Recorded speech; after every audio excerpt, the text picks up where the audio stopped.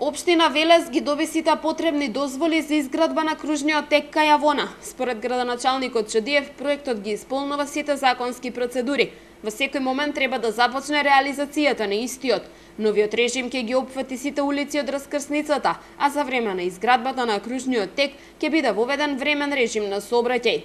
Завршени се сите потребни процедури од ревизии, од основен проект, елаборат за животна средина, значи сето она што следи до моментот за издавањето на дозвола, која ние сами издаваме по донесувањето на сите потребни документи, и со самото негово реализирање, значи пред неговото почињање, ќе се готов и елаборатот за времен режим на сообраќај, кој што треба да го дефинира начинот на движењето за време на градбата на овој значаен капитален објект во нашиот град.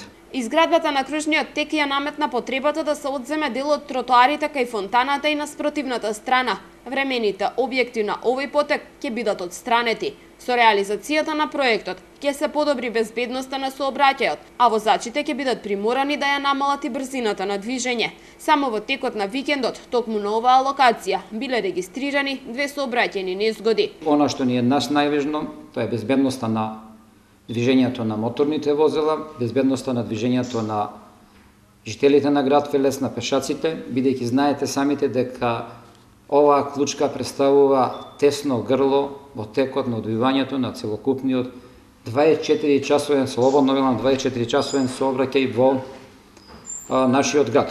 Околу 8 милиони денари чини реализацијата на проектот за изградба на кружен тек кај Авона, што е дел од програмата за уредување на градежно земјиште.